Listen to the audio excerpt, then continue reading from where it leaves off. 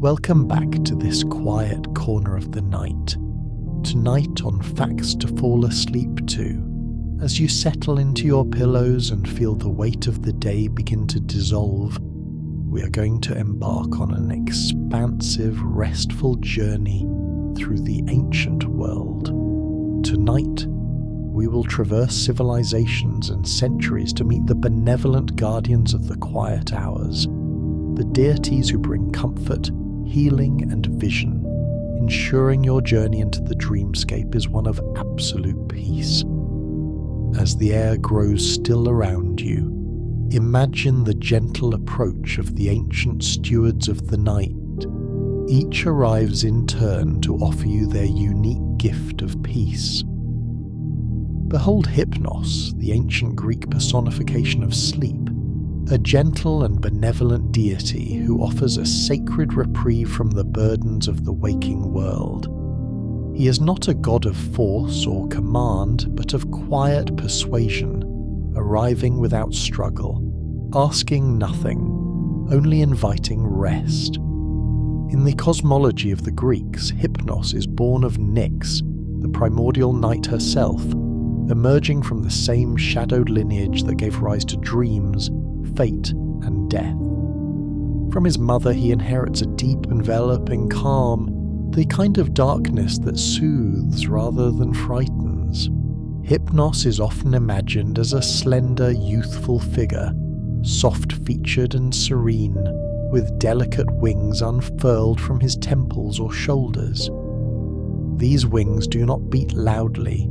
They stir the air without sound, symbolizing the silent, effortless way sleep overtakes the mind.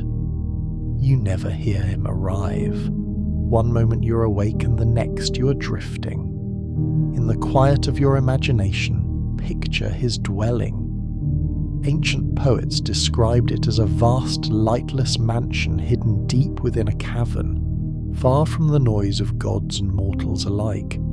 Some placed it in the underworld, near the roots of the earth. Others envisioned it upon a mist-veiled island such as Lemnos, remote and untouched by clamour. Wherever it lies, it is a place beyond disturbance. No sun reaches it, no voices echo there. Through this cavern flows a gentle branch of the river Lethe, the river of forgetfulness. Its waters do not rush or roar. They glide, murmuring softly, carrying away the sharp edges of memory. To linger near Lethe is to feel concerns loosen their grip, as thoughts fade like writing in sand. The very air of Hypnos' home is steeped in forgetting, not loss, but relief. At the entrance to his cave grow red poppies and other ancient sleep-bringing herbs, their heavy blossoms bowing toward the earth. Their scent hangs thick and warm, a natural lullaby. In myth, the poppy became sacred to Hypnos because of its soothing properties, its milky sap long associated with rest and dreaming. Even before you enter, your breathing slows. Inside there are no doors to slam, no hinges to creak, no sudden sounds to intrude. Silence reigns, not an empty silence, but a full and living one. Hypnos reclines upon a bed of dark feathers, black plumes gathered from night birds, absorbing every stray sound.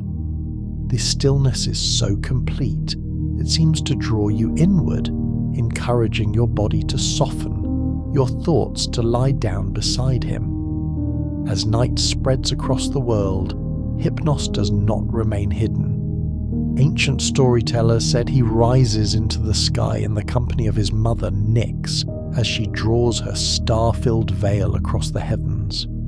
Together they move gently over land and sea, touching gods and mortals alike. No being is immune to his gift, not even Zeus himself, who in myth once felt Hypnos' power close his immortal eyes. In his hands, Hypnos carries the tools of rest. Sometimes he bears a horn filled with the soft glistening dew, which he lets fall lightly upon the brow. This dew cools the mind, easing it away from wakefulness. At other times he holds a branch of pale poplar dipped in the waters of Lethe. With a slow and tender motion, he brushes it across weary eyes, and thoughts begin to blur, losing their urgency, their sharpness, their need to be solved. Often he is shown holding an inverted torch, its flame pointed toward the earth, dimming rather than illuminating. This is not destruction, but a signal, the quiet extinguishing of the day's alertness, telling the body it is safe to rest now, that vigilance may finally be set aside.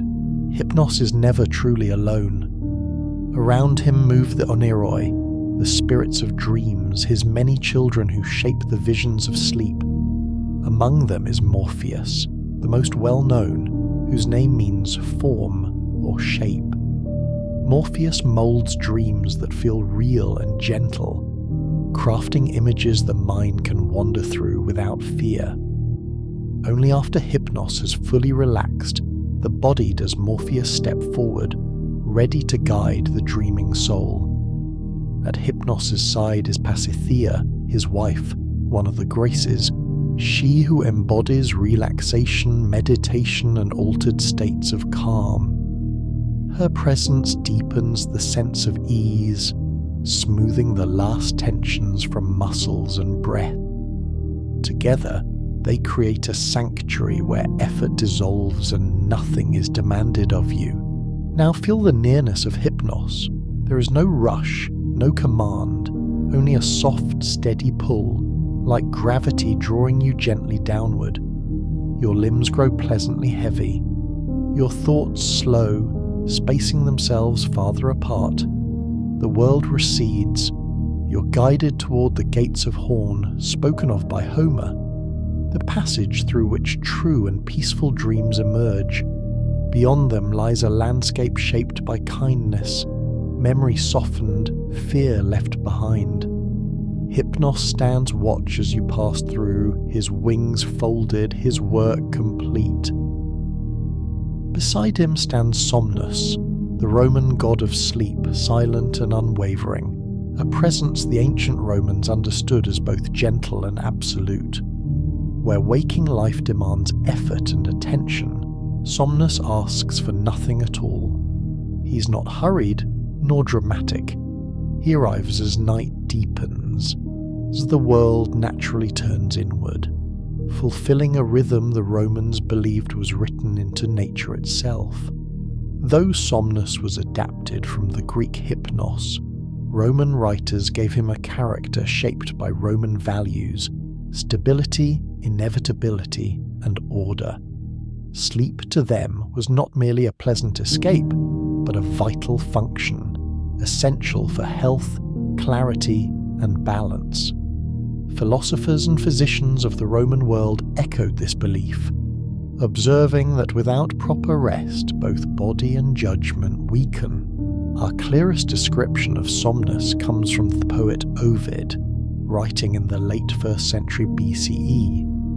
In his Metamorphoses, Ovid places Somnus in a vast, shadowed cavern near the land of the Cimmerians, a mythical people said to live in perpetual dimness.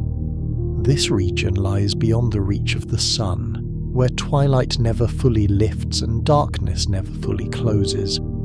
It is a fitting threshold between waking and dreaming. As you imagine this place, notice how complete the silence feels. Ovid carefully notes that in Somnus's dwelling, no doors creak on hinges, no animals cry out, and no voices echo. Even the sound of wind is absent. The Romans believed sleep was easily disturbed, and so Somnus's realm is constructed to protect stillness itself. Here, silence is not empty, it is sheltering. Through this cavern flows the river Lethe, whose waters bring forgetfulness. In Roman belief, Lethe softened memory and eased emotional burdens, allowing both the dead and the sleeping to rest without pain or regret. Sleep, like Lethe, was understood as a temporary release from identity and obligation. In rest, the self loosens, if only for a while. Somnus carries a branch, described variously as poplar, yew, or poppy, dipped into Lethe's slow-moving waters. Poppies in particular were sacred to him. The Romans knew their sedative qualities, and poppies appear often in Roman art and poetry as symbols of sleep and restoration. This blending of myth and natural observation reflects how closely Roman religion was tied to the physical world. With deliberate calm, Somnus lifts the branch and gently touches it to your eyelids. There is no sudden shift. The change is gradual, almost imperceptible. Thoughts begin to blur at their edges. Concerns that once felt heavy now seem distant, as if they belonged to another time. The Romans believed sleep was a soft erasure, not of memory, but of its sharpness. Under Somnus's steady gaze, the weight of the world begins to lift. Muscles relax, the jaw loosens, the breath deepens and slows on its own. Roman medical writers, influenced by Greek physicians such as Hippocrates and Galen, taught that sleep was when the body restored its internal balance. To rest was not weakness, it was necessary wisdom. All around, red poppies bloom in the dim light of the cavern, their heavy heads bowed toward the earth. Their presence perfumes the air with warmth and calm. The atmosphere itself seems to encourage surrender, as though the environment is working with your body, not against it. Somnus is not alone in his domain. He is the father of the somnia, the dream forms who drift quietly through the shadows. They do not rush forward. Only when the body is fully at rest do they begin to shape the visions of sleep. Among them is Morpheus, whose name the Romans preserved from Greek tradition, honouring his role as the shaper of realistic, gentle dreams. Now, remain beneath the presence of Somnus. Time feels slower here. Effort has no purpose. The ancient Romans believed that when Somnus arrived, even gods could not resist him. Sleep was universal, impartial, and deeply humane. The branch lowers. The waters of Lethe complete their quiet work. Memory softens, awareness fades. Gentle Pasithea approaches now, moving softly through the stillness, as though she were carried on breath itself. In ancient Greek myth, Pasithea is one of the Charities, the Graces, divine figures who embodied beauty, harmony, joy, and ease. While her sisters were often associated with charm and delight, Pasithea held a quieter domain.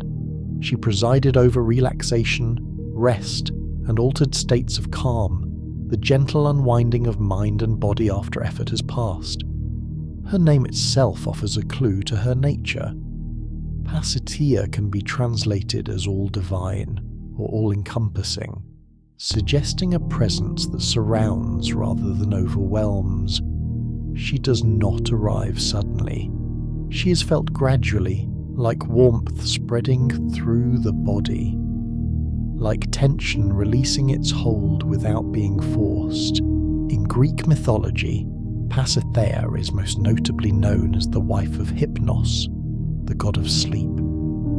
Their union is described in Homer's Iliad, one of the oldest surviving works of Western literature. In this epic, the goddess Hera promises Pasithea to Hypnos as a reward for his aid, revealing that even among the gods Pasithea was deeply desired, not for power or dominance, but for the peace she embodied. This ancient detail anchors her firmly in historical myth, showing that from the earliest Greek storytelling she was associated with the deepest states of rest. As the consort of sleep, Pasithea is the bridge between wakefulness and surrender. Hypnos brings sleep itself, but Pasithea prepares the body and mind to receive it. Where sleep quiets consciousness, Pasithea dissolves resistance. She lingers in the moment just before rest, when the body is still awake but no longer striving. Imagine her now. She's often envisioned as serene and luminous, her presence gentle rather than radiant. Unlike gods of thunder or war, Pasithea carries no symbols of force. Her power lies in release. Wherever she moves, muscles soften, breath deepens. The subtle tensions held unconsciously, behind the eyes, along the spine, in the hands, begin to fade. The ancient Greeks did not speak of meditation in modern terms, but they deeply understood states of inner stillness. Philosophers such as Plato and Aristotle wrote about quieting the mind, about contemplation and repose as necessary complements to action. Pasithea represents this ancient awareness that peace is not emptiness but balance. As she draws closer, her presence feels like permission. Permission to stop holding, permission to stop thinking, permission to rest without guilt. In Greek art, the Charities were often shown dancing or standing together, symbolizing harmony and flow. Pasithea's harmony is inward. She restores alignment between breath, body, and thought. Feel her influence now as it moves gently through you. Your shoulders ease downward, the muscles of your face soften. The small, constant efforts of wakefulness begin to dissolve. You're not doing anything to make this happen. Pasithea does not require effort. She arrives when effort ends. In some later interpretations, Pasithea was also associated with dreamlike states and gentle hallucinations, not as something unsettling, but as the natural imagery that arises when the mind drifts free of logic and control. This connection places her close to the boundary of dreaming, where images float without meaning needing to be assigned. She works quietly alongside Hypnos and the Oneiroi, the spirits of dreams. While they shape sleep and visions, Pasithea ensures the body is ready, fully surrendered, fully safe. Without her, sleep might still come, but it would be shallow. With her, rest becomes complete. The ancient Greeks believed that the body held memory and emotion within it, long before modern psychology named this idea. Pasithea's gift is the release of what the body remembers, the lingering tightness of the day, the unspoken tension, the subtle vigilance that keeps muscles engaged long after danger has passed. As her presence settles around you, imagine becoming lighter, not floating upward, but sinking comfortably downward, as though gravity itself has grown kinder. The surface beneath you supports every part of your body equally. Nothing needs to be adjusted. Nothing needs improvement. Pasithea's calm is not emptiness. It is fullness without strain. This is the stillness the Greeks associated with harmony, when all things rest in their proper place. Breath flows smoothly. Thoughts become less defined, drifting like distant clouds. Awareness softens at the edges. In myth, the Graces often attended Aphrodite, bringing beauty and pleasure into the world. Pasithea's beauty is subtle and inward. It is the beauty of peace after effort, of quiet after noise. The Greeks recognized this as sacred. As her presence settles around you, imagine becoming lighter, not floating upward, but sinking comfortably downward, as though gravity itself has grown kinder. The surface beneath you supports every part of your body equally. Nothing needs to be adjusted. Nothing needs improvement. Now, remain with her. Let her essence continue to move through you, dissolving the last remnants of tension. Feel your limbs grow heavy, warm, and relaxed. Feel the boundary between thought and rest begin to blur. As the wife of sleep, Pasithea does not pull you into slumber. She guides you gently toward it, ensuring that when sleep comes, it is deep, restorative, and untroubled. She leaves no sharp edges behind, only ease.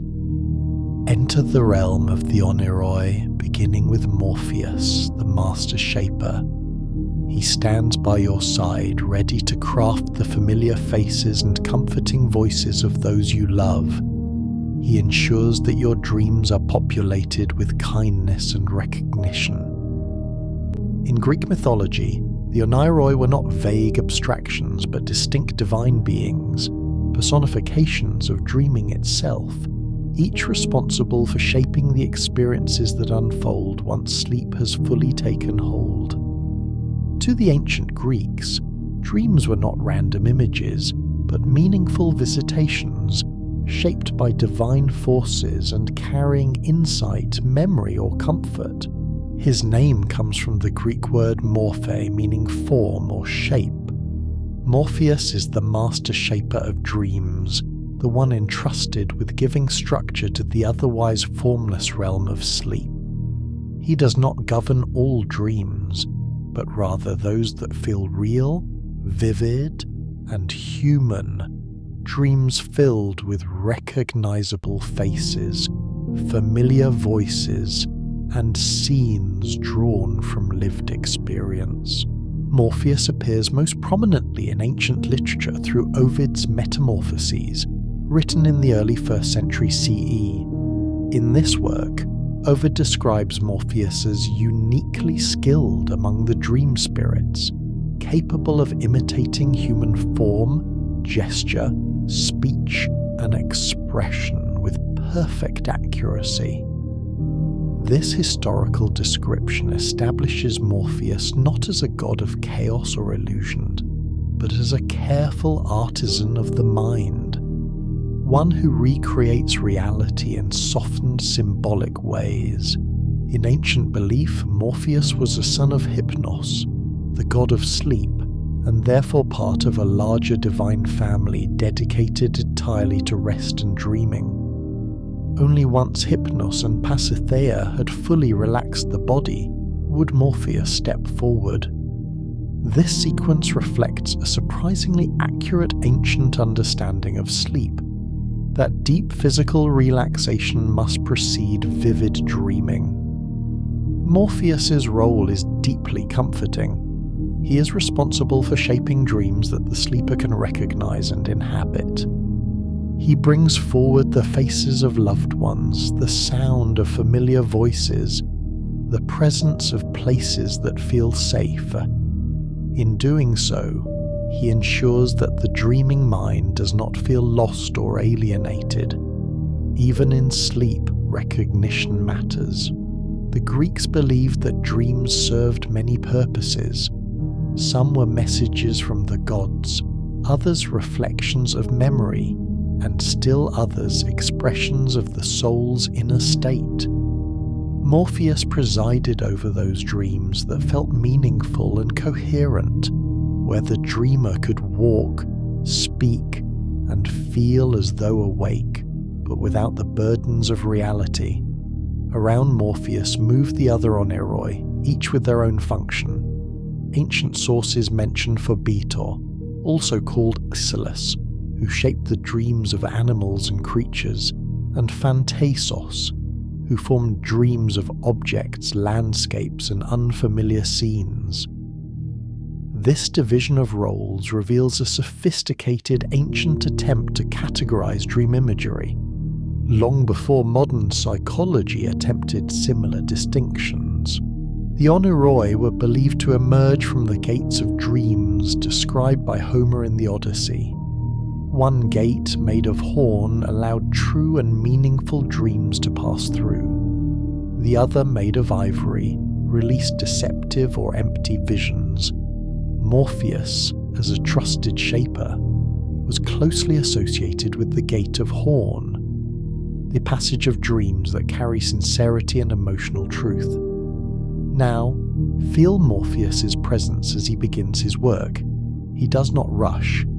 He observes the quiet state of your mind, selecting images that will not disturb, only soothe. Faces appear softly without sharp edges. Voices sound warm and familiar, never demanding. Scenes unfold gently, without urgency or conflict.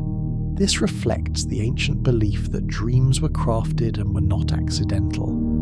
The mind, once freed from effort, became a canvas, and Morpheus, its careful artist. As your awareness drifts, Morpheus ensures continuity. You are not cast into chaos, you are guided. The Greeks feared dreams that felt fragmented or violent, believing them to arise from imbalance. Morpheus, by contrast, brings order, coherence, and emotional safety. In Roman mythology, Morpheus was absorbed into the figure of Somnus, yet his role remained unchanged. Roman writers preserved his identity almost exactly, a testament to how clearly defined and important his function was. Across cultures, Morpheus remained the shaper of human dreams. Notice now how thoughts lose their sharpness. The waking mind no longer resists. Images begin to drift forward naturally. Morpheus stands quietly nearby, adjusting, refining, smoothing the edges of what arises. The ancient Greeks believed that during sleep, the soul wandered freely, unburdened by the physical body. Morpheus ensures that this wandering feels safe and familiar, never overwhelming. He brings recognition where there might otherwise be confusion. Morpheus watches over the threshold, his work precise and kind. And in the ancient understanding of the Greeks, when he takes his place beside you, sleep deepens, and dreams arrive, shaped with care.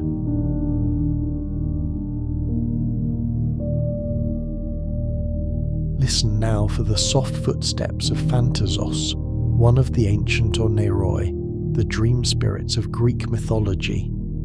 His presence is subtle, almost imperceptible, yet his work shapes much of what unfolds in sleep. Where some dreams bring faces and voices, Phantasos creates the world itself, the scenery, the textures, the silent spaces through which the dreaming mind moves. He is the quiet architect of the dream landscape. His name comes from the Greek word phantasia, meaning appearance, imagination, or apparition. This root survives today in words like phantom and fantasy, a linguistic trace of how enduring the ancient understanding of dream imagery has been. To the Greeks, phantasia was not mere illusion, but the mind's ability to present images independent of the senses, a perfect description of dreaming itself. As you imagine Phantasos now, there is no need to picture a strong or commanding figure. Ancient descriptions emphasize function over form. Like the other Oneiroi, he's often imagined with wings, symbolizing the swift, effortless movement of dreams through the sleeping mind. He moves without sound, without urgency, arriving only once the body is fully at rest. Phantasos does not speak. He does not bring messages or mimic voices. His domain is environment and atmosphere. He designs the quiet mountains that rise without effort, their peaks softened by mist. He lays out forests where the trees stand still and welcoming, their leaves dark and velvety, absorbing sound. He shapes rivers that move without force, clear and crystalline, reflecting a sky that feels endless and calm. To the ancient Greeks, this distinction mattered. They believed dreams were not random, but structured experiences shaped by specific divine forces. Phantasos was responsible for those dreams in which the dreamer wanders alone through landscapes, observing rather than acting, moving without urgency. These dreams were thought to soothe the soul, allowing it to roam freely without confrontation or demand. In Ovid's account, Phantasos specializes in objects and scenery: temples, shores, fields, clouds, and stones. This aligns closely with modern descriptions of non-narrative dreams, where place takes precedence over plot. That the ancients noticed and categorized this phenomenon speaks to their deep attentiveness to the inner life of the mind. Now feel Phantasos at work. The space around you begins to open. You're no longer focused on thought or memory. Instead, there is room, distance, a sense of gentle expansion. This is the hallmark of his craft. He gives the dreaming soul somewhere to go. The Greeks believed that during sleep, the soul loosened its ties to the body. Phantasos ensures that when this happens, the soul does not drift into chaos. He provides structure without pressure, beauty without demand. His landscapes are not places of danger or struggle. They are places of wandering and rest. In Roman mythology, Phantasos was preserved almost unchanged, absorbed into the dream realm governed by Somnus. Roman writers continued to credit him with shaping inanimate dream imagery, demonstrating how clearly defined his role was across cultures. This continuity reinforces the historical accuracy of his function. Now imagine yourself moving through one of his creations. Perhaps you walk along a quiet shoreline, where the water laps rhythmically against smooth stone, or through a forest where the air is cool and still. There is no destination, no urgency. Movement itself is enough. This wandering quality was deeply valued in ancient thought. Dreams without conflict were believed to restore balance to the psyche. Phantasos, by removing narrative pressure, allows the mind to rest even while it remains active. The Oneiroi emerge through the gates of dreams, described by Homer centuries before Ovid. Phantasos creations are often associated with the Gate of Horn, the passage of sincere and truthful dreams, not because they predict events, but because they reflect inner harmony. As the landscape stabilizes, the waking mind fades further. You no longer observe the dream, you inhabit it. This is Phantasos's quiet triumph. He dissolves the boundary between awareness and environment, allowing you to simply exist within the scene. There is nothing to interpret here, nothing to understand. Ancient Greeks did not believe all dreams required meaning. Some were meant only to soothe. Phantasos creates these dreams. Remain now within his world. Let the mountains stand. Let the rivers flow. Let the forest breathe quietly around you. Phantasos steps back as his work completes. The scenery holds. The mind rests within it. And as your spirit wanders gently through these beautiful silent landscapes, sleep deepens, guided by an ancient weaver of dreams, whose art was known and honored thousands of years ago.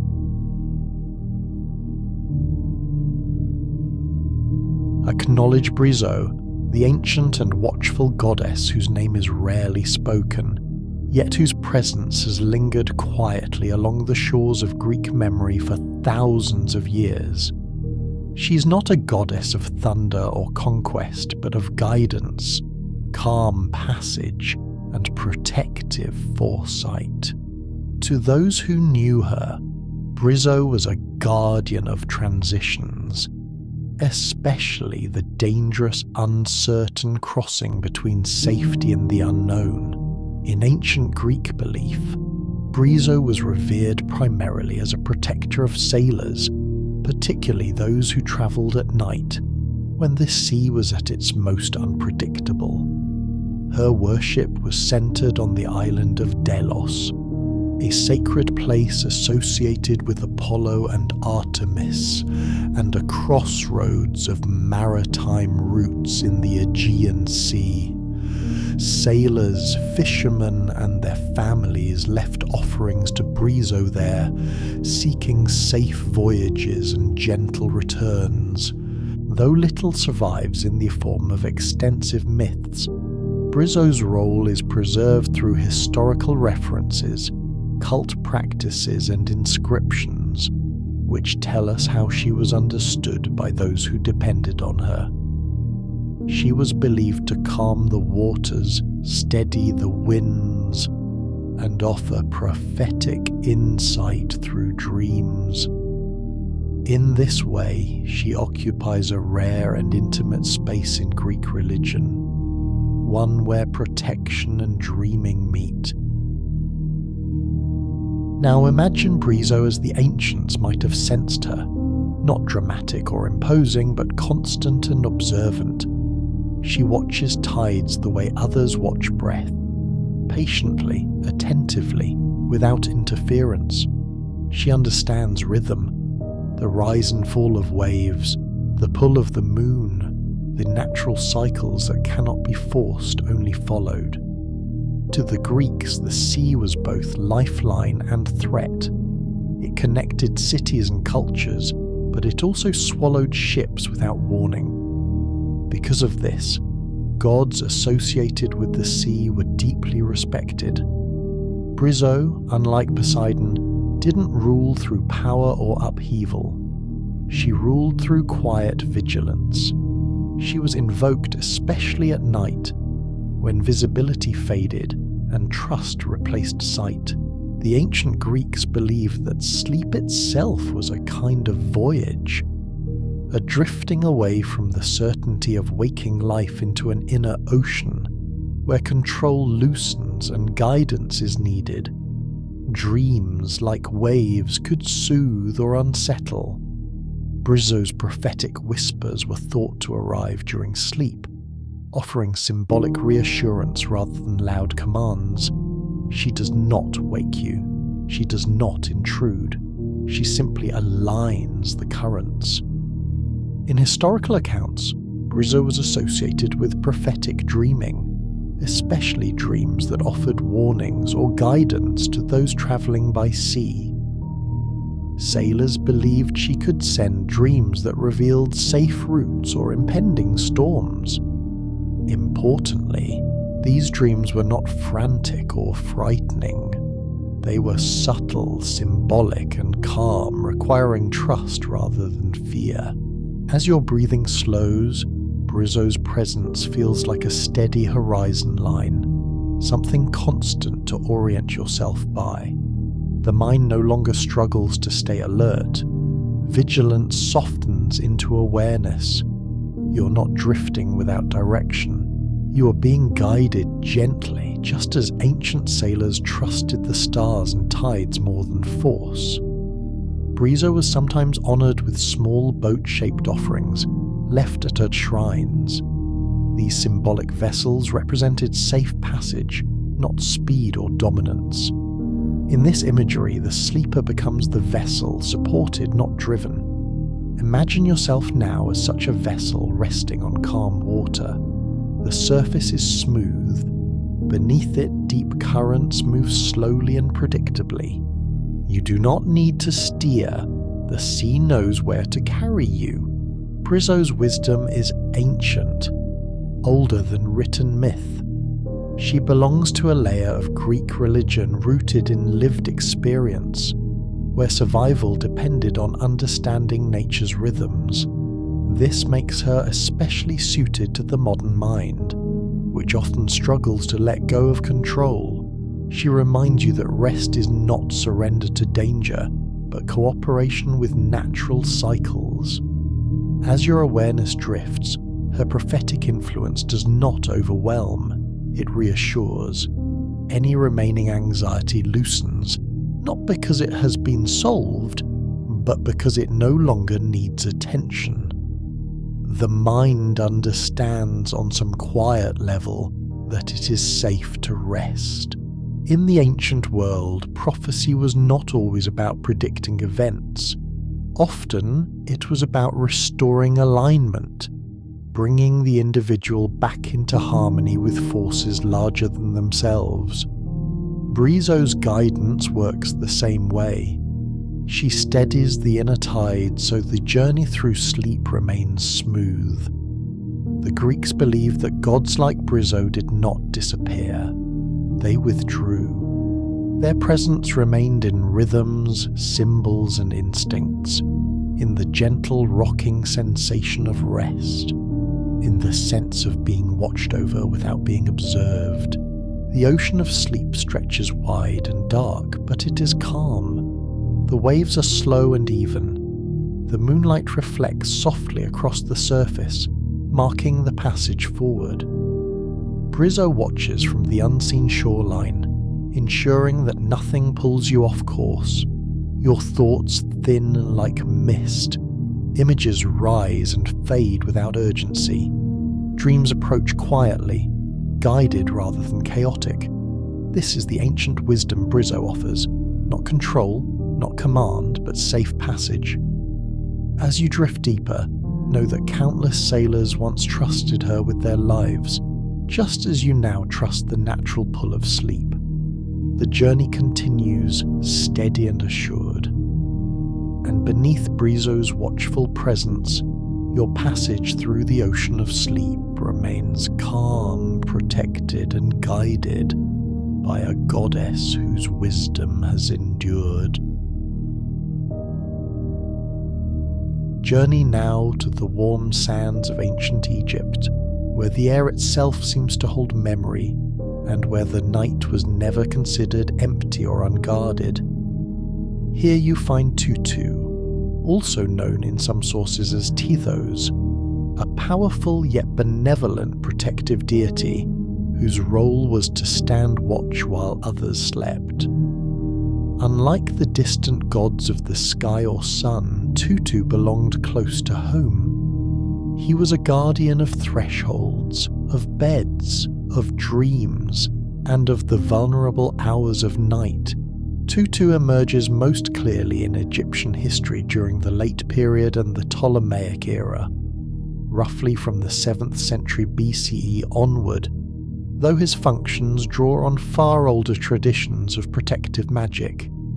He was not a god of temples alone, but of daily life, invoked by ordinary people seeking safety from illness, misfortune, and unseen forces.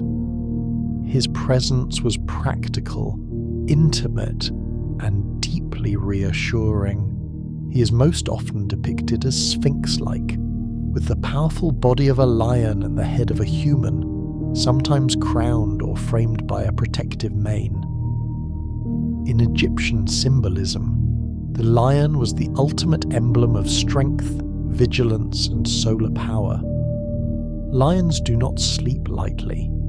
They remain alert even at rest. By giving him the lion's body, the Egyptians expressed his role as one who never truly sleeps, even while you do. His human face reflects intelligence and discernment. He does not attack blindly. He recognizes what belongs and what does not. This balance of strength and judgment made him ideal as a night guardian, especially against chaotic forces believed to roam after sunset.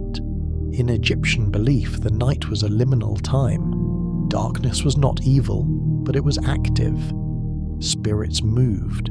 Dreams opened gateways. Illness, fear, and intrusive thoughts were thought to arise more easily when the sun god Ra travelled through the underworld. For this reason, protection during sleep was essential. Tutu's primary function was apotropaic, a word scholars used to describe magic meant to ward off harm. Inscriptions and amulets dedicated to Tutu describe him as one who repels demons, restrains malevolent spirits, and neutralizes hostile forces before they reach the sleeper. He was believed to confront danger directly so the individual would not have to. As you rest now, imagine Tutu positioning himself firmly at your threshold. His posture is calm, grounded, unyielding. Nothing frantic, nothing aggressive, simply present.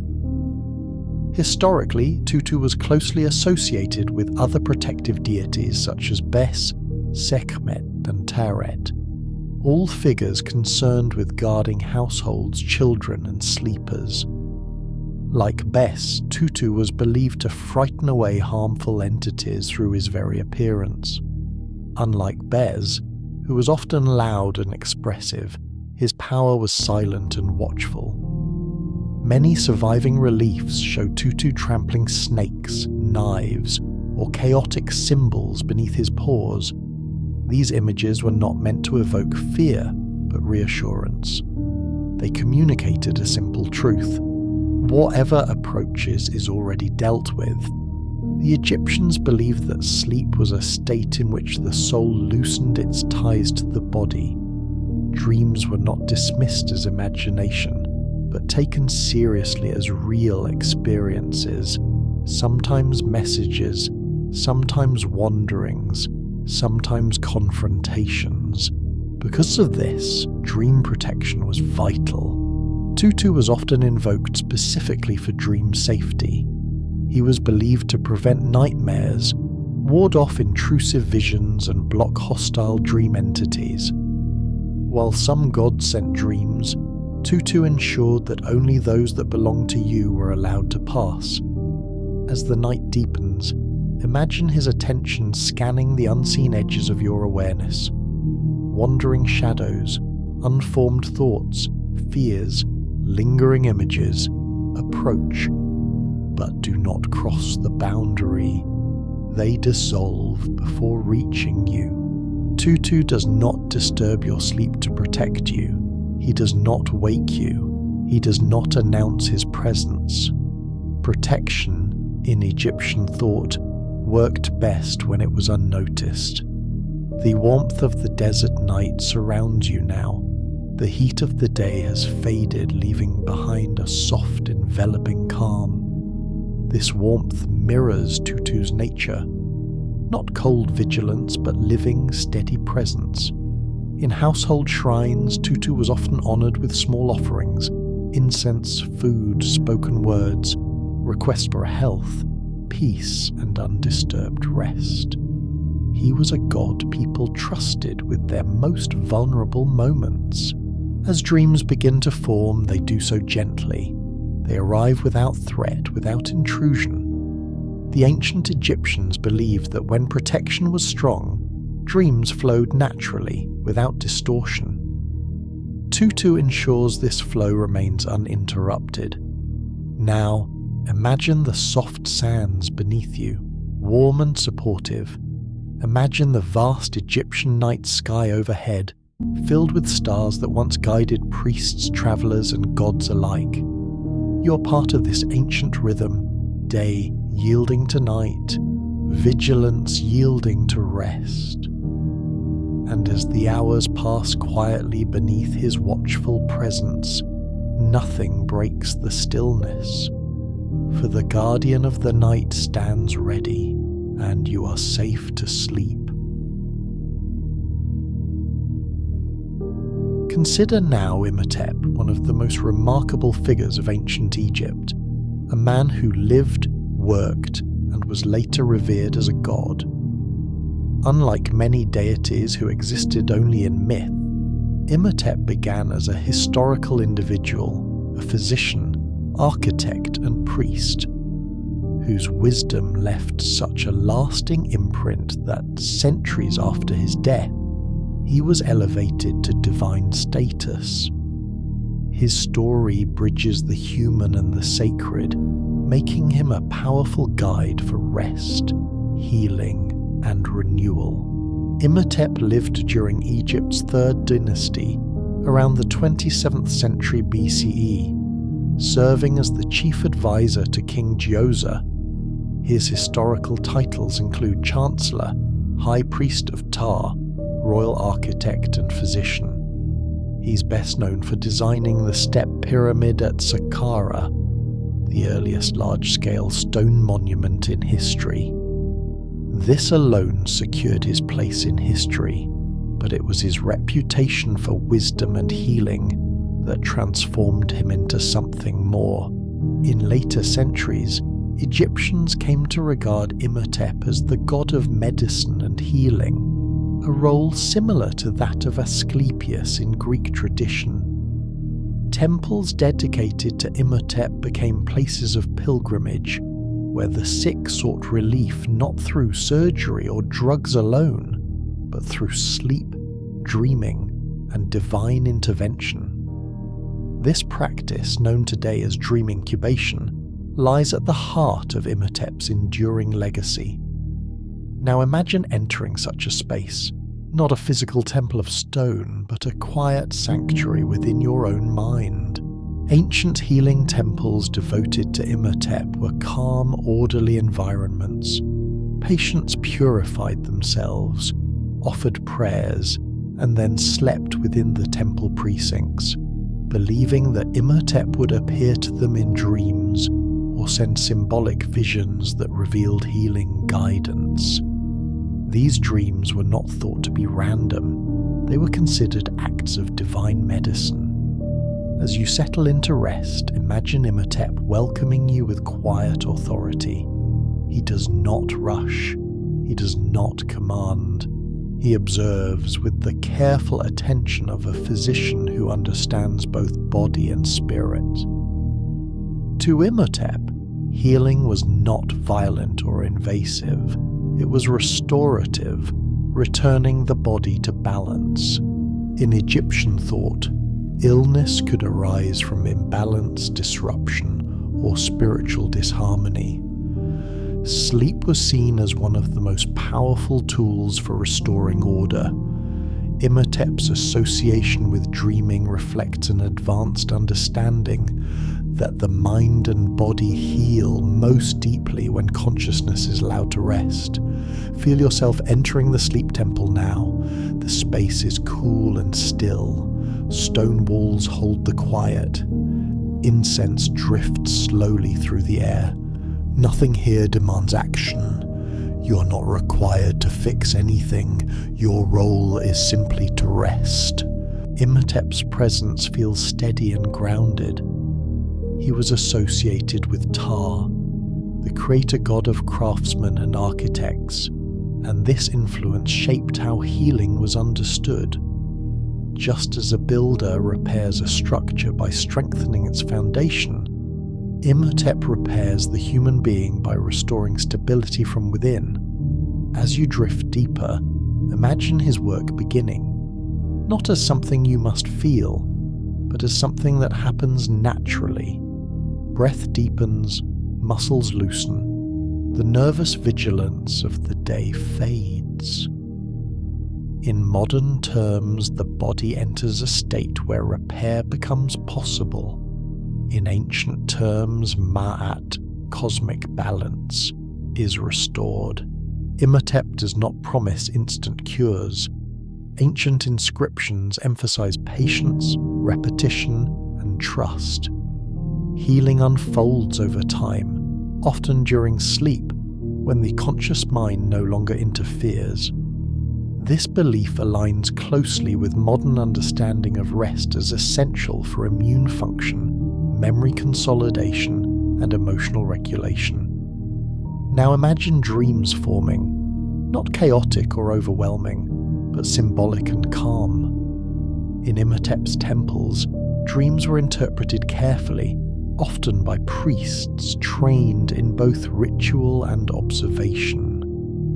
A snake might represent renewal, water might signify cleansing, light might indicate recovery. Meaning was gentle, not forced. As you sleep, you do not need to interpret anything. Imhotep's healing works whether or not the dream is remembered. The Greeks later identified Imhotep with Asclepius, adopting Egyptian dream healing practices into their own medical temples. This historical connection demonstrates how influential Imhotep's legacy was across cultures. Even centuries later, his name was invoked as a symbol of wisdom and compassionate care. Sleep becomes deeper, slower, more restorative. The ancient Egyptians believed that during sleep the soul could be renewed by divine forces. Imhotep's role was to guide that renewal, ensuring it was orderly and beneficial, and as the hours pass quietly, Imhotep's ancient wisdom continues its work, mending, restoring, and preparing you to awaken renewed, just as generations before believed possible beneath his gentle care.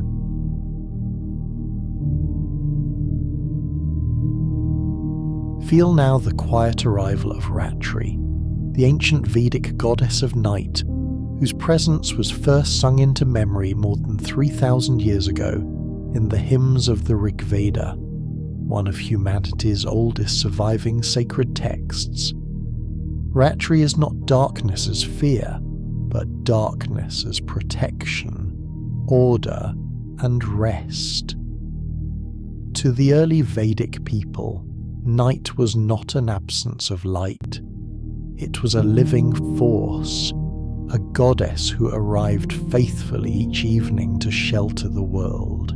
In the Rig Veda, Ratri is praised as a divine being in her own right, not merely the shadow of day. She is the sister of Ushas, the goddess of dawn. Together they form a perfect rhythm, day yielding to night, night yielding to day, each honouring the other's role in sustaining cosmic balance. Imagine Ratri now as the ancient poets described her. She approaches gently, not with sudden darkness, but with a gradual softening of the world. She's swathed in a star-studded mantle, her cloak stretching across the sky, embroidered with constellations that guide travellers and mark the passage of time. The stars are not distant here. They are part of her garment, symbols of her watchful presence. In one of the Rigvedic hymns dedicated to her, Ratri is invoked as a protector of all beings, humans and animals alike. The hymn asks her to keep dangers at bay, to guard against thieves, wild creatures and unseen threats, and to grant safe rest until dawn returns. This historical prayer reveals how night was understood, not as a time of vulnerability alone, but as a period actively governed by divine care. As you rest now, imagine Ratri spreading her dark cloth gently over the world. Villages grow quiet, fires burn low, fields and forests settle into stillness. Every living creature, whether sleeping beneath roofs, trees, or open sky, is included in her protection. Nothing is overlooked. Ratri's darkness is not empty. It is full and intentional, like the soil that holds seeds through winter. In Vedic philosophy, darkness was often associated with potential, rest, and gestation. Just as the womb is dark, so too is night the place where renewal quietly begins. Feel that meaning now as her presence surrounds you. The Vedic people lived close to nature, and night carried real dangers. Predators roamed, paths vanished. For this reason, Ratri's role as guardian was deeply personal. To call upon her was to ask that fear be held at a distance, that sleep not be disturbed, and that cosmic order remain intact until morning. Ratri does not fight chaos loudly, she contains it. As her mantle settles, the sharp edges of the world soften, sounds grow distant, shapes blur into safety. The mind too begins to loosen its vigilance. The part of you that scans for threat no longer needs to work. Ratri is watching now. In the Rig Veda, Ratri is praised for her beauty as well as her power. She's called vast, gentle, and adorned, suggesting that night was seen not only as useful, but as sacred and worthy of reverence. This poetic vision transforms darkness into something welcoming rather than feared. Notice how your breathing slows as you imagine her presence. This mirrors the ancient understanding that night governs rest and rhythm. Day is for action. Night is for release. To resist night was to resist nature itself. Ratri ensures that the transition into sleep is orderly. Just as she arrives at the proper hour, so too does rest come when effort is set aside. There is no rush, no force, only inevitability wrapped in care. The stars within her mantle serve as markers of time and reassurance. For thousands of years, humans looked to the same constellations for navigation and meaning. Under Ratri's watch, this sky becomes a ceiling of order, reminding the sleeper that even in darkness, the universe is structured and reliable. In later Vedic and Hindu thought, night continues to play an essential role, associated with rest, introspection, and the quiet dissolution of ego. Ratri's ancient function echoes forward into these traditions, reminding us that darkness is not the enemy of life, but its necessary partner. As your awareness drifts, Ratri's protection extends inward as well as outward. She guards the mind from unnecessary disturbance. Worries lose their urgency. Thoughts slow, spacing themselves farther apart like stars across a wide sky. The Vedic hymns often speak directly to the gods, asking them to hear and see the devotee. Ratri is imagined as doing both, seeing all creatures in her darkness, hearing even whispered prayers. Her awareness is calm, impartial, and complete. The world grows quieter, the body grows heavier, the mind begins to dissolve into the rhythm of breath and stillness. This is the sacred function of night, honoured long before artificial light blurred its meaning.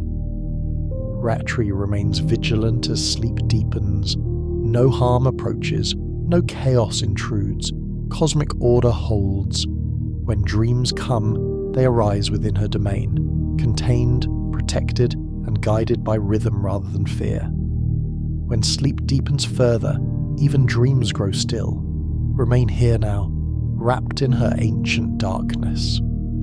Under the protective cloth of Ratri, honoured in the oldest hymns of humanity, you're free to surrender completely, knowing that until dawn returns, the goddess of night stands guard, and all is held in quiet cosmic order.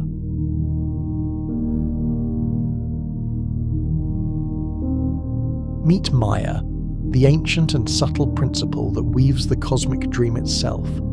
She is not a goddess of sleep alone, nor merely a figure of myth, but a foundational concept in Indian philosophy, appearing across the Vedas, Upanishads, Puranas, and later Hindu and Buddhist thought. Maya is the power by which the universe appears, shimmering, shifting, and meaningful, yet never fixed in the way it seems.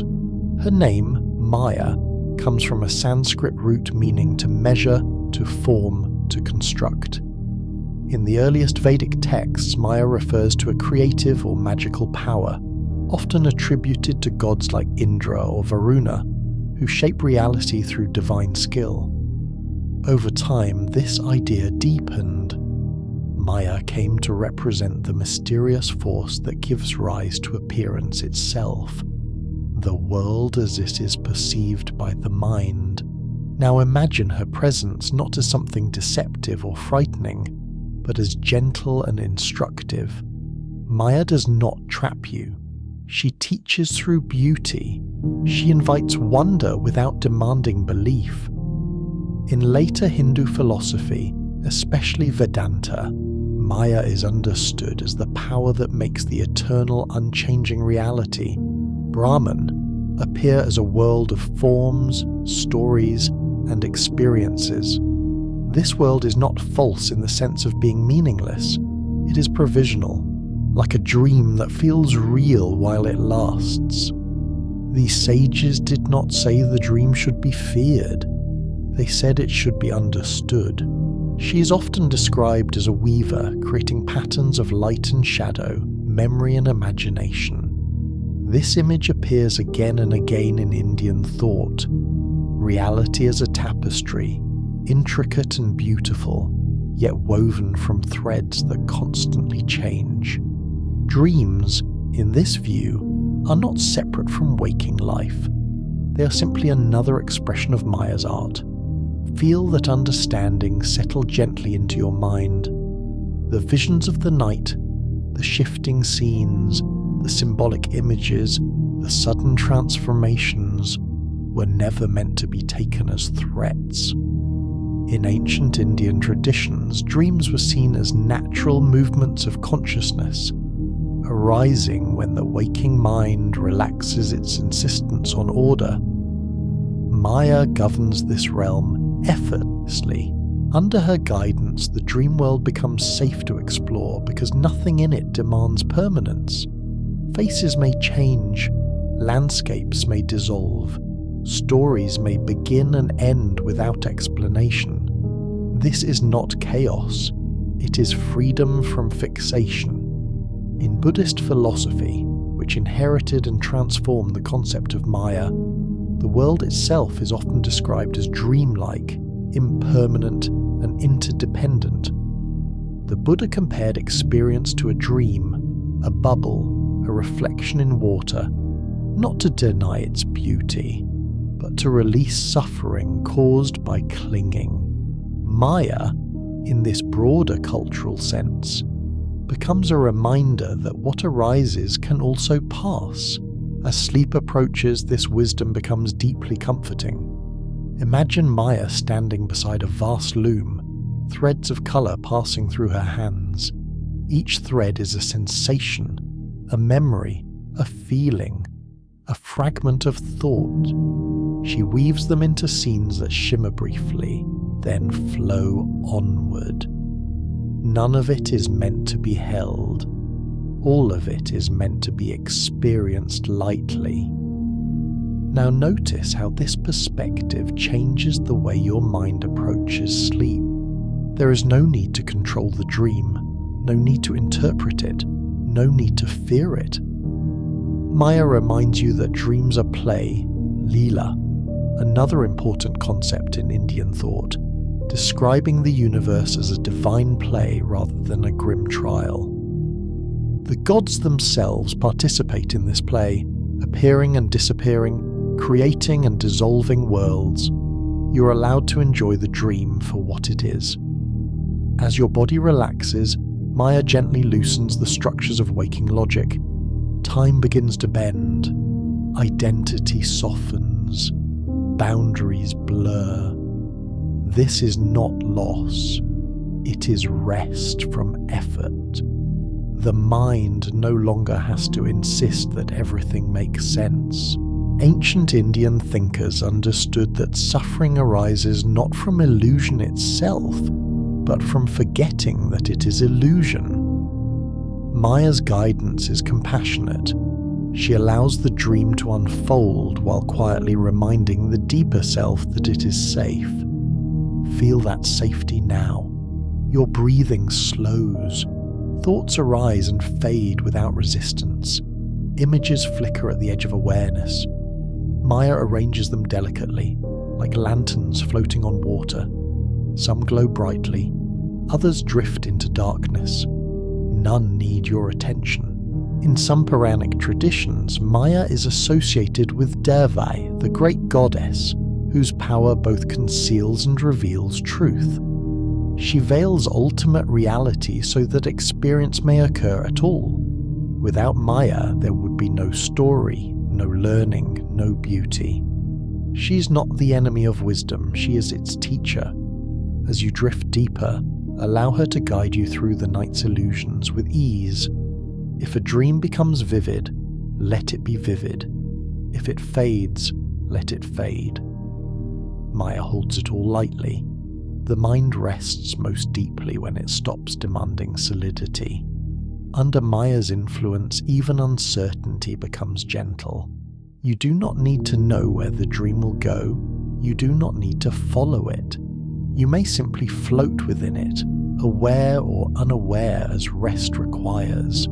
The ancient sages taught that awakening does not require rejecting Maya but seeing her clearly. In sleep, this clarity comes naturally. The waking self loosens. The deeper self observes quietly without judgment. Now, feel yourself settling fully into this cosmic dream. The tapestry continues to weave itself. Light becomes shadow. Shadow becomes colour. Meaning becomes movement. And beneath it all, untouched and at peace, you rest. Under Maya's gentle guidance, the illusions of the night are no threat. Only a beautiful play of the mind, shimmering briefly and carrying you softly into sleep.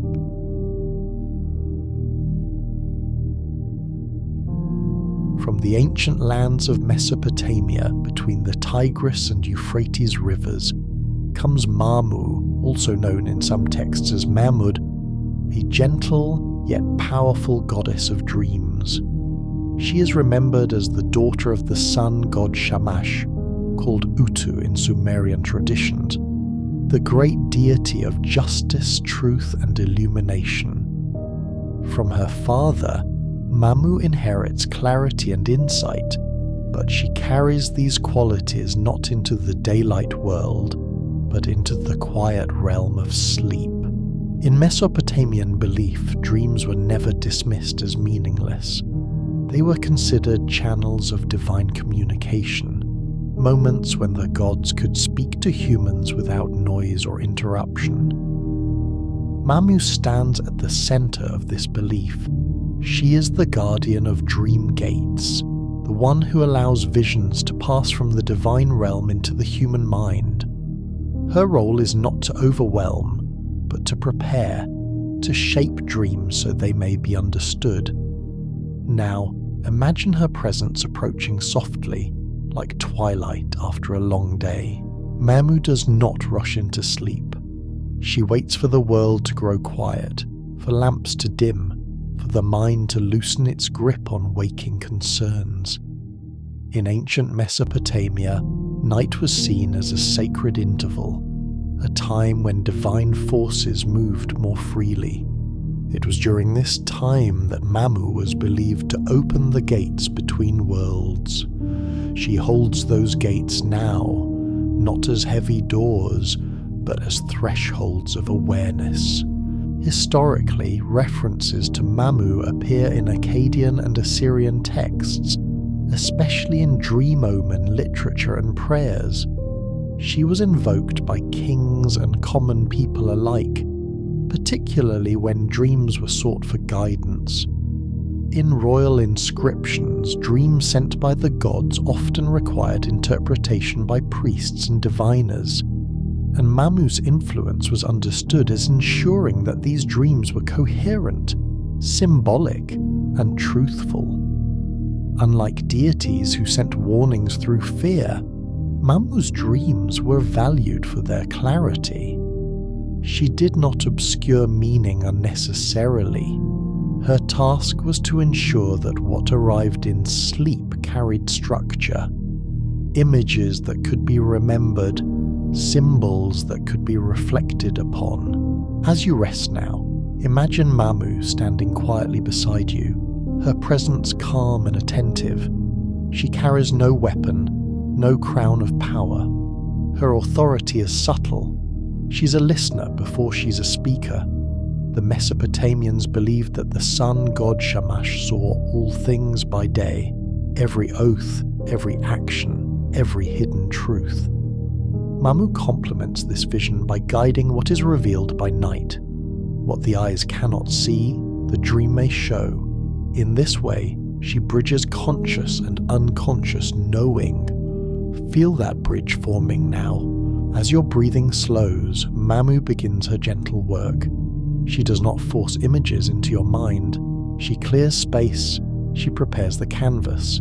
The thoughts of the day soften, drifting to the edges. What remains is openness. In ancient belief, dreams required preparation. One did not simply fall into them. Ritual cleansing, prayer, and intention were often used before sleep. Mamu's role was to receive that intention and translate it into vision. Even without ritual, her presence brings order to the dreaming mind. Now imagine the dream gates before you, not visible, but sensed. They open inward, not outward. Through them pass impressions shaped by meaning rather than noise. Faces appear when they matter. Scenes unfold with purpose. Even when the dream is quiet, it feels complete. Mamu ensures that dreams are not fragmented or chaotic. This does not mean they are literal. Mesopotamian dreams were often symbolic, layered, and poetic. A river might represent destiny. A mountain might signify endurance. Mamu does not explain these symbols. She presents them with clarity, trusting the deeper mind to receive them. As sleep deepens, you may feel awareness shift. This is not loss of control, but entry into sacred space. To the ancient Mesopotamians, the dreaming mind was not weaker than the waking one. It was simply tuned differently. Mamu watches over this tuning. She ensures that your dreams are meaningful, not by making them intense, but by making them coherent. Even dreams you do not remember fully leave behind a residue of insight, a subtle alignment. Ancient texts suggest that the gods' messages did not always require conscious recall to take effect. Rest in that assurance now. Mamu's presence is steady, like starlight reflecting off a quiet river. She does not demand attention. She does not interrupt rest. Her work unfolds in silence. As images begin to arise, notice their softness. Edges blur gently. Transitions feel natural.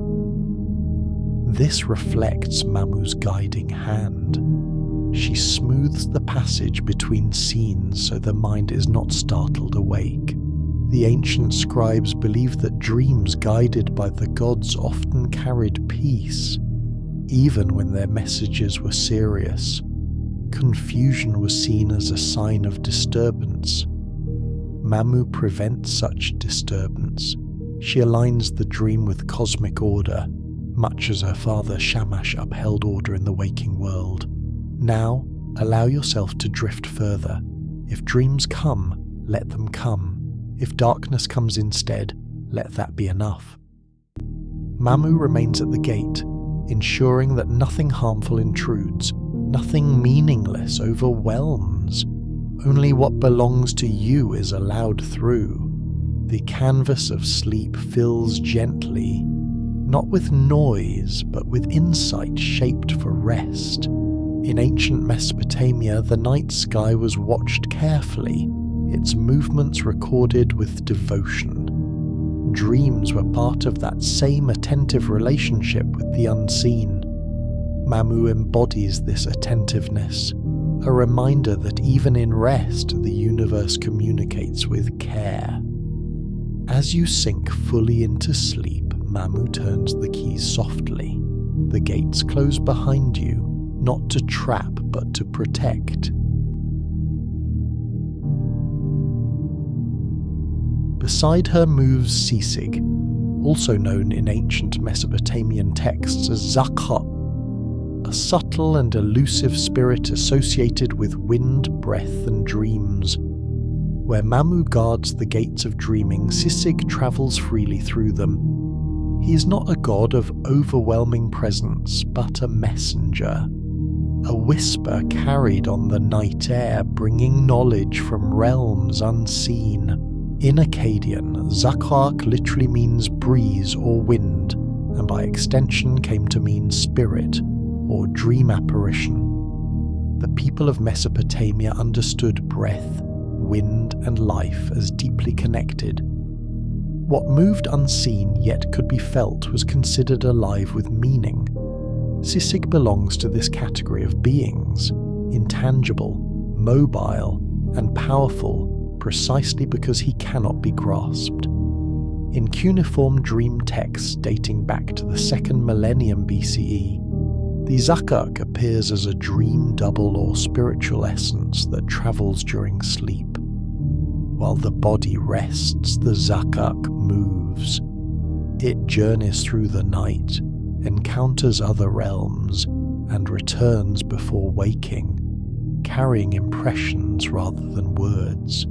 Now imagine Sisig approaching not as a figure but as a sensation, a faint stirring of air, a soft cooling along the skin, a movement that cannot be seen, only felt. Ancient Mesopotamians believed that during sleep, a part of the self became light and mobile, like breath. This was the Zak. Sisig embodies this concept, not separate from you, but temporarily guiding that drifting aspect of consciousness. He does not pull you away from rest, he deepens it, allowing the soul to wander while the body remains safe. As night settles around you, Sisig moves effortlessly through the darkness. He slips between walls, between moments, between thoughts. He's never hurried. Wind has no urgency. It simply moves where it is needed. Historically, Sisig appears in Akkadian incantations, prayers, and dream interpretation texts. Dreams were often described as encounters with spirits or messages delivered through the wind of the night. Sisig was understood as one of the carriers of such messages, not deciding their meaning, but ensuring their arrival.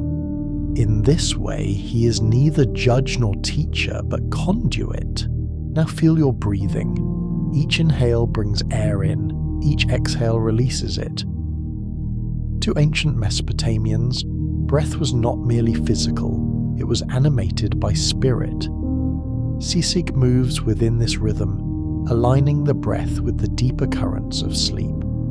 As your breathing slows, Sisig's whispers grow quieter, not louder. He does not disturb, he nourishes. His messages are not meant for conscious effort. They settle beneath awareness, like seeds placed gently into soil. In Mesopotamian belief, wisdom did not always arrive through clarity. Sometimes it came as felt understanding, a shift in emotion, a sense of reassurance upon waking without knowing why. Sisig was responsible for these subtler transmissions, not prophecy shouted, but truth murmured. Now imagine him moving through the night sky, carried on currents between stars and rooftops. The Mesopotamians watched the heavens closely, believing that winds and dreams were influenced by celestial order. Sisig moves within that order, harmonizing inner and outer worlds. As sleep deepens, the boundary between thought and sensation dissolves. This is Sisig's domain. He passes through the mind like air through reeds, creating soft music without effort. If images arise, he moves among them, adjusting their tone. If stillness remains, he preserves it. Sisig does not require dreams to be vivid, to be meaningful. Even dreamless sleep was considered fertile ground, a place where the spirit could still receive nourishment. Ancient texts suggest that not all messages needed interpretation. Some simply strengthened the soul, restoring balance. Sisig's whispers belong to this category. They are not riddles, they are alignments. Sisig's presence is especially connected to the liminal hours, the deepest part of night when the world is quietest. This was when Mesopotamians believed the veil between realms was thinnest. Wind at this hour was considered sacred, carrying voices too subtle for waking ears.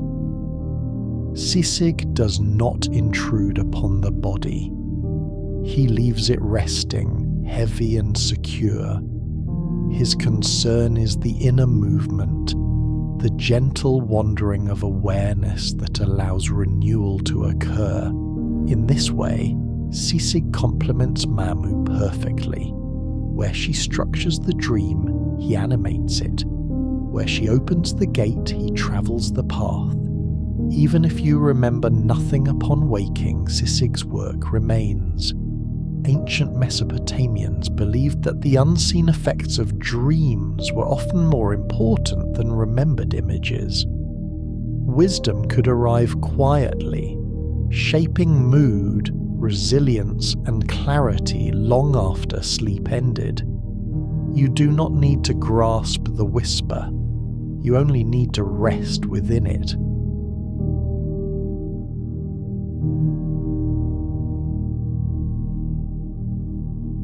In the cool, shadowed forests of the Baltic North, where pine needles soften every footstep and dusk arrives slowly, find Brexta, a quiet and elusive figure from Lithuanian mythology, remembered as a goddess of twilight. She belongs to the gentle threshold between day and night, the sacred moment when the world exhales and prepares for rest. Brexta is not a goddess of drama or thunder, but of transition, and it is in that stillness that her power resides. Lithuanian folklore, preserved through oral tradition well into the medieval period, is rich with deities tied closely to natural cycles: sunrise and sunset, seasons, forests, rivers and stars. Brexta is one of the more subtle figures in this pantheon. Though references to her are sparse compared to major deities like Sol, the sun goddess, or Menulis, the moon god, Brexta appears in ethnographic records as a personification of dusk or twilight, a time believed to be spiritually sensitive and deeply protective. Now imagine that hour of the day she governs. The sun has dipped below the horizon, but darkness has not yet claimed the land. The sky is layered with soft blues and violets. Birds quiet their songs. The forest listens. This is Brexta's realm, neither day nor night, but the sacred in between. In Baltic belief, twilight was not merely a visual phenomenon. It was a liminal time when boundaries softened and the world grew receptive. Activities slowed, fires were lit, families gathered indoors. This pause was understood as necessary, not only for the body, but for the spirit. Brexta presides over this pause. She has been watching over you since the moment the light began to fade. Unlike gods who descend dramatically, Brexta arrives gradually, as dusk does, almost unnoticed. Her presence is felt rather than seen. She moves through the trees like cool air, settles along the horizon, and lingers quietly as night prepares to unfold. In Lithuanian folklore, many protective spirits were believed to guard specific times of day. Night itself could be uncertain, but twilight was safe, watched over. Brexta's role was to ease the world into darkness, ensuring that the transition was calm rather than abrupt. This made her especially associated with sleep and protection, particularly for children and travellers. Now feel that sense of easing within yourself. As evening deepens, Brexta remains near, not intrusive, not demanding. She does not chase away the night. She welcomes it gently, making sure it arrives without harm. In this way, she stands as a guardian until dawn, holding space while the world rests. Ancient Lithuanians believed that nature was alive with awareness. Forests, fields, and skies were not empty. They were inhabited by presences who observed and cared. Brixta belongs to this worldview. She does not rule over humans, but accompanies them, walking alongside the hours of rest. As you prepare for sleep, imagine her seated at the forest's edge, watching the last light fade. Her gaze is steady and calm.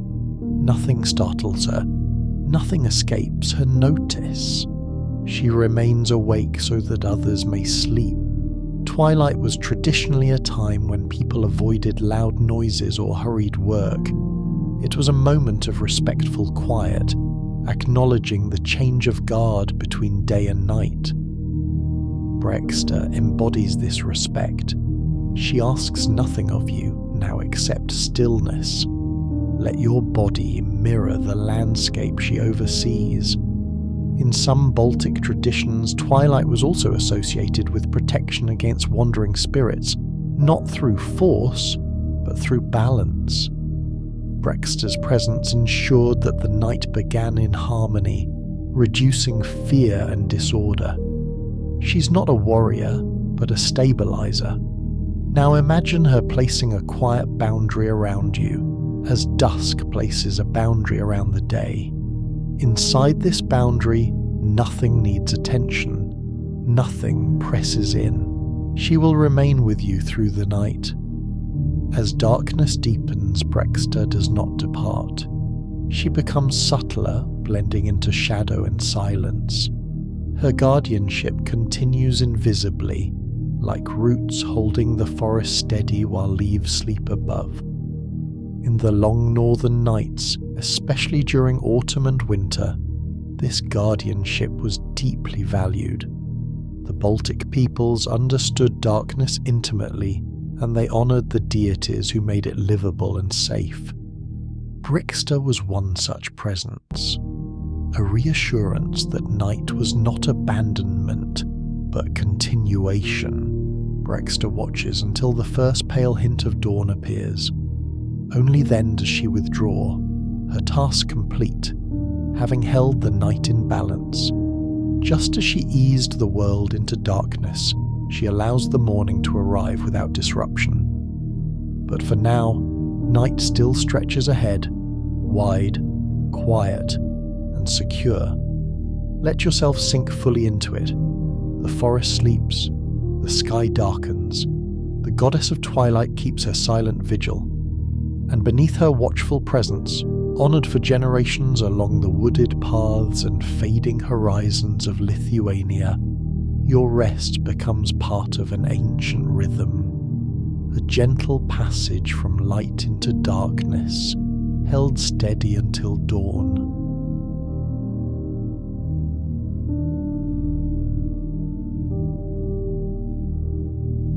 From the mist-woven world of early Irish mythology comes Caer Ivor-Vaith, a luminous and otherworldly figure whose story is preserved in one of the great mythological cycles of Ireland, the Tochmarc Etain, the wooing of Etain.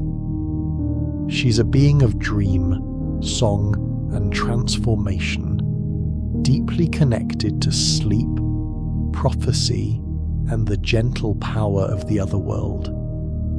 Now imagine her approach as the Celts once did, not sudden, not loud, but gliding softly across still water. Her name is often translated as Yewberry, or Yewborn Beauty, linking her symbolically to the yew tree, a sacred tree in Celtic culture associated with death, rebirth, and timelessness. Like the yew, Caer exists between worlds, between waking and dreaming, between human and divine.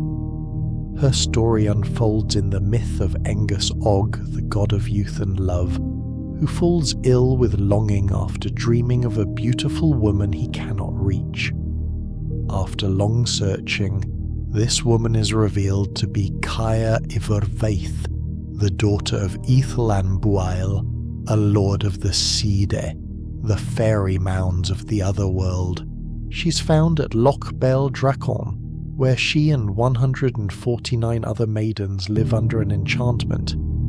Every second Samhain, the Celtic festival marking the threshold between seasons and worlds, they transform into swans, bound together by silver chains. This moment, Samhain, was believed by the ancient Celts to be a time when the veil between worlds grew thin, when dreams, prophecy, and spirit encounters became more accessible.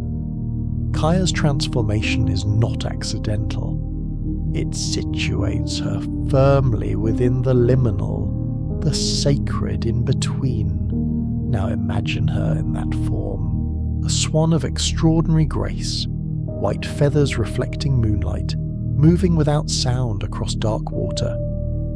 In Celtic symbolism, swans are creatures of the otherworld, messengers between realms, associated with beauty, music, and transformation.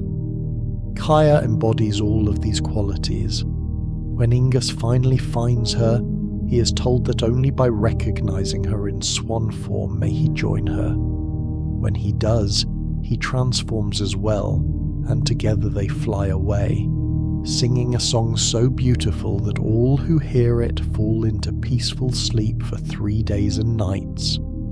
This detail is crucial. Her gift is not merely song, it is sleep-bringing harmony. Her voice does not command, it soothes.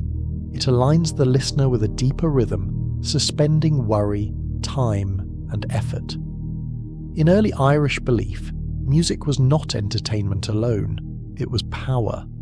The harp, the voice, and the song could heal, enchant, or carry prophecy. Kaya's song belongs to this tradition. It is not loud or dramatic, but inevitable, like drifting into sleep while listening to wind through reeds. As you rest now, imagine that song reaching you faintly, not as words, but as tone, not as melody to follow, but as resonance to receive. Kaya does not sing to demand attention. Her music works beneath thought, gently guiding the mind away from tension.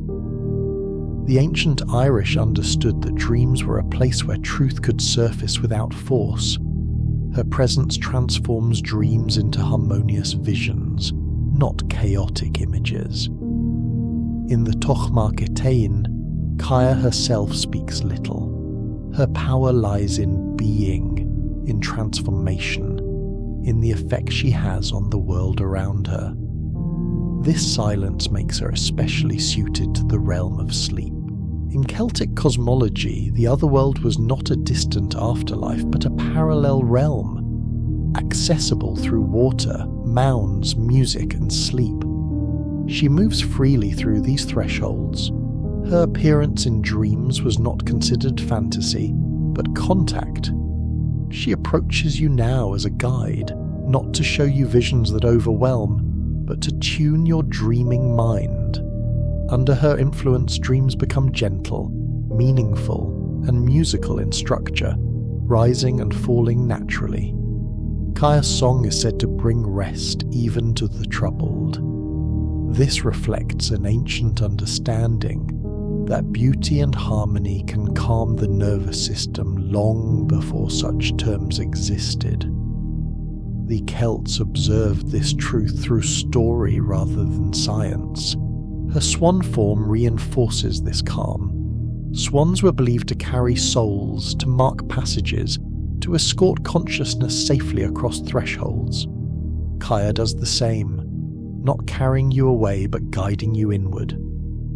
As sleep deepens, imagine her circling above still water, her song echoing softly across the surface. Each note smooths the mind, each pause deepens rest. In the myth, those who heard her slept peacefully for days, untouched by fear. This was not a curse, but a gift of restoration.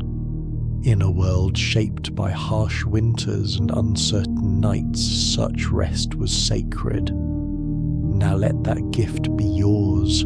Your dreams do not need to teach or warn tonight. Under Kaya's influence, they may simply flow, weaving images together like notes in a lullaby. Some remembered, some fading, all harmonious. And as the ancient Celts believed that beauty could open gates between worlds, Kaya opens the gate to peaceful sleep, guarding it with her voice until morning. Look now toward the quiet presence of Ixtliltun, an ancient god of the Aztec world whose name means little black face. He is a god of healing, rest and renewal, working gently through sleep, calm and the restoration of balance within the body and spirit. In Aztec cosmology, illness was not viewed solely as a physical condition. It was often understood as an imbalance between heat and coolness, movement and stillness, the visible world and the unseen. Ixtliltun belonged to the group of deities who restored harmony rather than imposed force. His medicine was not loud or painful. It arrived quietly, through peaceful rest, sacred play, and deep sleep. Imagine him now as the Aztecs once did. His face is marked with black paint, often associated with obsidian, night, and the healing darkness of caves and temples. Obsidian was sacred to the Mexica, volcanic glass used both as a surgical blade and a ritual mirror. It represented clarity, reflection, and the cutting away of illness. His darkened face reflects not danger, but protection, like nightfall after a long, exhausting day. In historical sources such as the Florentine Codex, compiled by Bernardino de Sahagún in the 16th century from Nahua accounts, he is described as a god associated with medicine, healing rituals, sleep, and children. He was especially invoked for those suffering from fatigue, weakness, and disease, conditions believed to require gentleness rather than struggle. Now imagine his temple. It is not filled with shouting or sacrifice, but with music, calm movement, and ritual repose. Children were sometimes brought to his sanctuary, where priests painted their faces black in imitation of the god and encouraged them to sing, dance, and rest. This was not frivolity. In Aztec thought, play and rhythm were powerful forces for restoring vitality. Ixtliltun understood something timeless. The body heals best when it feels safe.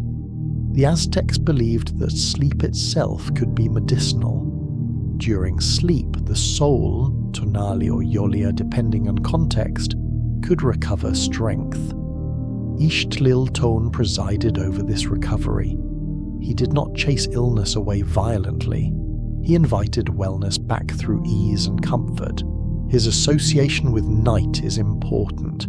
Night, in Mesoamerican belief, was not purely dangerous. It was fertile, restorative, and deeply sacred. Darkness allowed the sun to be reborn. Rest allowed strength to return. He belongs to this understanding of darkness as healing space. Now feel the darkness around you, not as emptiness, but as shelter. The obsidian mask you imagine is not watching to judge. It reflects gently, absorbing tension. Obsidian was believed to draw out imbalance, much like modern people speak of grounding. In his presence, fatigue is not confronted, it is released. Ancient healers working in his tradition understood that laughter, music, and rest were as important as herbs and rituals. This aligns with modern understanding. Stress impedes healing, while calm encourages it.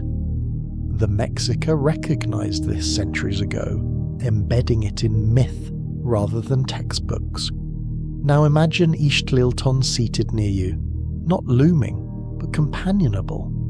His presence feels almost playful, light rather than heavy. Healing in his domain does not require suffering. He banishes sickness not by force, but by making space for vitality. As sleep deepens, imagine the black paint of his mask absorbing what no longer serves you. Fatigue loosens its grip. Lingering discomfort fades into the background. Even emotional heaviness is allowed to rest. They do not need to be dramatic or symbolic. Simple dreams, light dreams, or even dreamless sleep all fall within his blessing. What matters is that the body rests and the spirit renews. In the quiet of night, Ixtlilton's work is subtle but complete. By morning, those who slept under his influence were believed to awaken refreshed, not merely cured, but rebalanced. The obsidian mask fades into darkness, having done its work. He does not linger unnecessarily. He leaves behind only a sense of lightness, as if something heavy has been gently set down. In the worldview of the Mexica, life was sustained by cycles, day and night, movement and stillness, effort and rest. Ixtlilton guards the stillness so the cycle may continue. Finally, acknowledge Sopor, the quiet Roman spirit whose very name gives rise to the modern word soporific. He is not a god of stories or symbols, but the embodiment of deep, irresistible sleep itself, the kind of rest so complete that thought dissolves and awareness gently fades into silence. In Roman literature, Sopor appears not as a ruler, but as a force, a presence that cannot be argued with, only surrendered to. He is most clearly attested in Ovid's Metamorphoses, written in the early 1st century CE, where he is described as one of the attendants or spirits dwelling in the realm of Somnus, the Roman god of sleep. Among these spirits, quiet, forgetfulness and ease, Sopor stands apart as the one who brings the heavier slumber, the final closing of consciousness. In Ovid's telling, when the 100-eyed giant Argus Panoptes must be overcome, it is Sopor who is sent to ensure that no eye remains open. He brings with him the dew of Lethe, the river of forgetfulness, and with gentle inevitability, even the most vigilant watcher succumbs. This detail matters. Sopor is stronger than willpower, stronger than vigilance. He is the sleep that cannot be resisted, only accepted. This is the sleep he offers you now. Unlike Somnus, who governs dreams and the gentle descent into rest, Sopor presides over what comes after, the heavy, restorative depth where dreams fall away and the mind no longer narrates. To the Romans, this kind of sleep was not emptiness, it was medicine. Roman physicians, including later writers influenced by Greek thought such as Galen, recognized deep, uninterrupted sleep as essential for healing. While they did not name Sopor in medical texts, the cultural understanding was clear. The body mends itself most fully when the mind is entirely quiet. Sopor personifies that state. Now feel the curtain beginning to draw closed. The external world grows distant, not shut out violently, but muffled, as if wrapped in thick fabric. Sounds soften, sensations blur. The edges of thought lose their sharpness. Sopor does not take you anywhere. He locks nothing in except rest. In Roman imagination, Somnus's realm was a cave far from noise and light, filled with poppies and stillness. Sopor belonged to the deepest chamber of that cave, the place where even dreams do not linger. He is associated not with imagery, but with absence, and that absence was deeply valued. The Romans lived lives shaped by duty, hierarchy, and constant awareness of social order. To them, the ability to fully relinquish control, even temporarily, was rare and precious. Sopor represented the moment when responsibility dissolves. when the self is allowed to disappear without consequence. In modern terms, we might call this slow-wave sleep, the deepest phase of rest, where brain activity slows dramatically, muscles relax fully, and the body devotes itself to repair. The Romans, without neuroscience, understood this intuitively. They honored it by giving it a name and a spirit. Sopor is that depth. As he settles near, even the idea of dreaming begins to fade. Images that might have formed drift away before taking shape. Thoughts no longer connect. Awareness loosens its grip and slips downward, like sinking into warm darkness. This is not unconsciousness as loss. It is unconsciousness as shelter. Sopor's quiet is not empty. It is full of restoration. Ancient people knew this because they felt it. After such sleep, strength returned, emotions softened, pain eased. The soul felt repaired in ways words could not explain. Now feel that repair beginning. Sopor does not linger to be noticed. Once his work begins, even the idea of him dissolves. That is his nature. He is the last presence before presence itself disappears. In Roman poetry, this depth of sleep was sometimes likened to death, but without fear. Sleep and death were seen as related states, brothers in stillness. Yet Sopor's domain is temporary, benevolent, and renewing. Where death is final, Sopor is a promise of return. This is Sopor's gift, perfect, dreamless quiet. The external world is safely locked away, not gone, simply paused. Time itself loosens its hold. Minutes and hours lose meaning. There is only depth, and within that depth, repair unfolds naturally.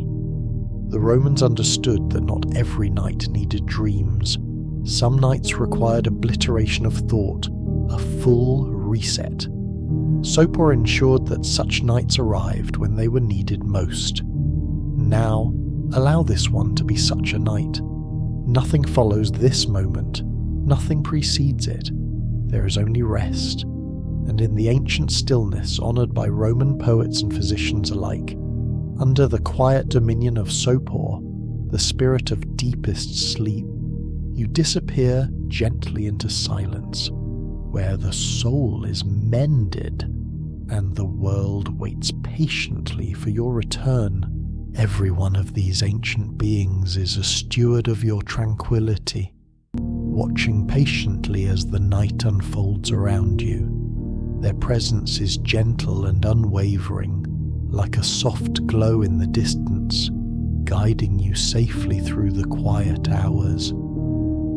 There is nothing to fear in the dark, for you are surrounded by the protectors of the night, standing calmly at the edges of your dreams.